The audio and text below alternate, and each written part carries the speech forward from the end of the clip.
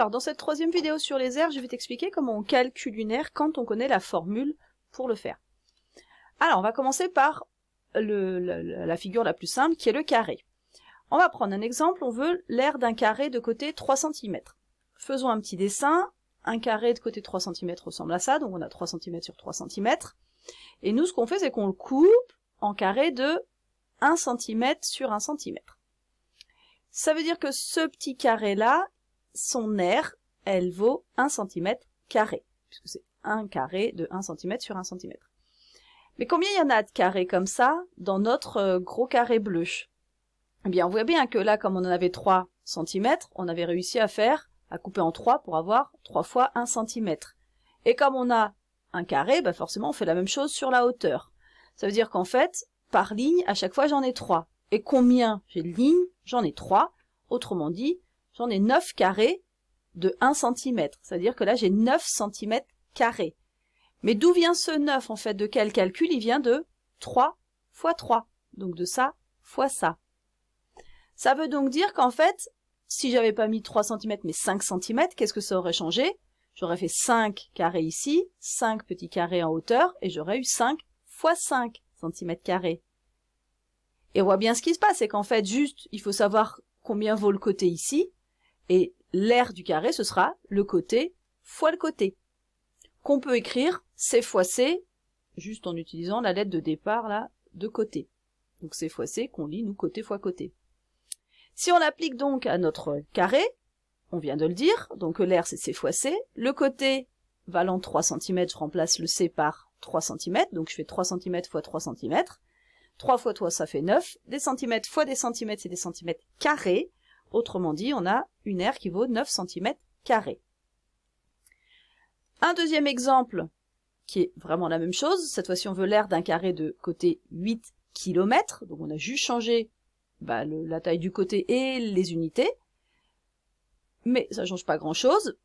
Ça veut dire que là, on va toujours utiliser la même formule, côté fois côté. Le côté valant 8 km, ça fait 8 km fois 8 km. 8 fois 8, ça fait 64. Et on a dit, des kilomètres fois des kilomètres, c'est des kilomètres carrés. Autrement dit, notre carré a une aire de 64 km carrés.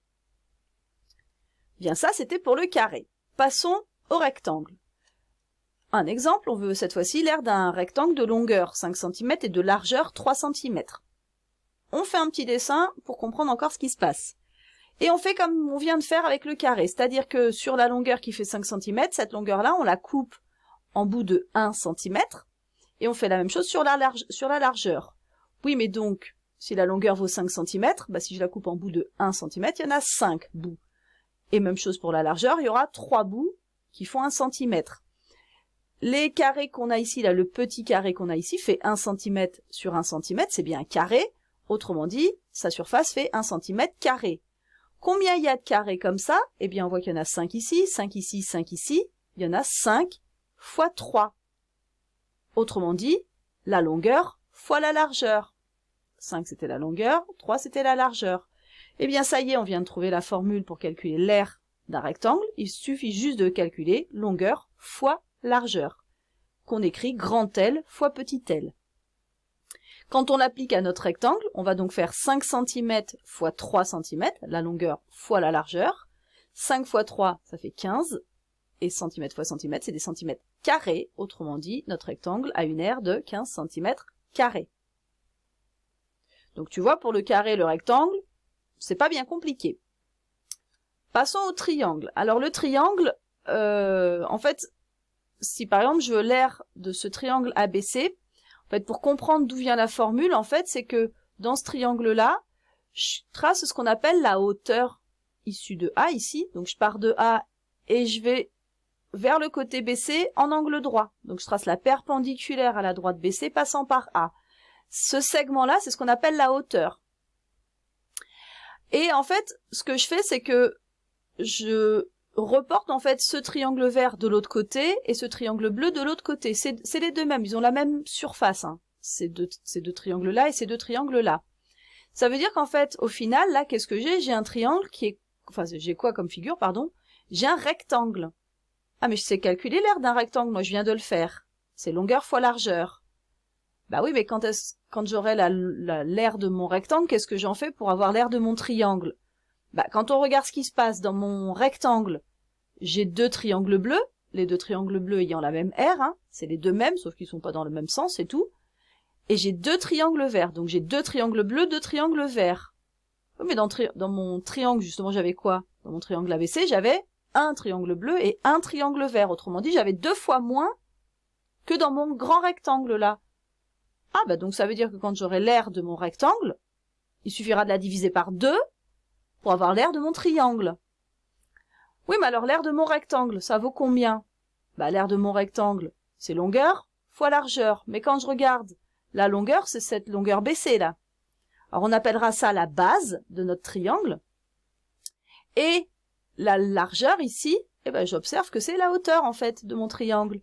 Donc, en fait, moi, qu'est-ce que je vais faire? Je vais faire base fois hauteur. Ça me donnera l'aire de tout le rectangle. Oui, mais j'ai dit qu'il va falloir juste la diviser par 2 pour avoir l'aire du triangle ABC. Donc, toi, il faut que tu retiennes la formule base fois hauteur divisé par 2. J'ai mis des parenthèses, elles ne sont pas nécessaires. C'est juste pour dire que c'est ça que je vais faire comme calcul en premier, base fois hauteur, et après, je diviserai par 2. On peut l'écrire évidemment avec que des lettres, b fois h, base fois hauteur, divisé par 2. Donc si on applique ça à l'exemple suivant, on se dit d'accord, on veut l'aire du triangle ici, là. On a notre formule qui nous dit base fois hauteur divisé par 2, il faut savoir qui est la base, qui est la hauteur. Alors la base dans un triangle, il y en a 3, hein. Il y a soit, en fait c'est les 3 côtés, soit ce côté-là, soit ce côté-là, soit ce côté-là. Ici on voit bien que le sol qu'on nous donne, c'est le 8,5. Donc ça, ce sera notre base. La hauteur, ça veut donc dire que je vais prendre le 3e sommet. C'est-à-dire que là, j'ai déjà pris ce sommet-là, il va falloir que je prenne le dernier. Et la hauteur, c'est la droite qui part de ce sommet-là, hop, qui va perpendiculairement au côté opposé. Donc on voit bien qu'on nous l'a donné, c'est ce 6 cm. Ça veut dire que la base vaut 8 cm et demi, la hauteur vaut 6 cm. Donc je vais remplacer ça par le B par 8,5, là, le H par 6. Donc ça fait 8 cm et demi fois 6 cm, tout ça divisé par 2. 8 cm et demi fois 6 cm, ça fait 51 cm carrés. Qu'on divise par 2, ça fait 25,5 cm carrés. Et voilà, donc on a trouvé l'aire de notre triangle. Donc là, il faudra faire attention à bien trouver la hauteur de ton triangle. Pour finir, on va régler le cas du disque. Alors, je te donne la formule de l'aire d'un disque, c'est pi fois rayon, qu'on peut évidemment écrire sans, en mettant juste les lettres, donc pi fois R. Et pour exemple, si on veut l'aire d'un disque de rayon 4 cm, qu'est-ce qu'il suffit de faire? Il suffit de remplacer ici les R par 4 cm, donc on va faire pi fois 4 cm fois 4 cm. 4 cm fois 4 cm, ça fait 16 cm carrés. Et ensuite, on utilise la calculatrice ou on prend une valeur approchée de pi, par exemple 3,14, et dans ce cas-là, on fait peut-être le calcul à la main. Si on a la calculatrice, quand on fait pi fois 16, on trouve à peu près 50,27 cm carrés, évidemment toujours parce qu'on est sur des aires.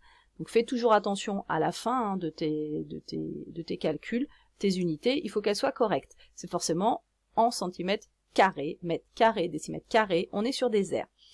Donc voilà les formules que tu as à connaître pour pouvoir faire des exercices de calcul d'air.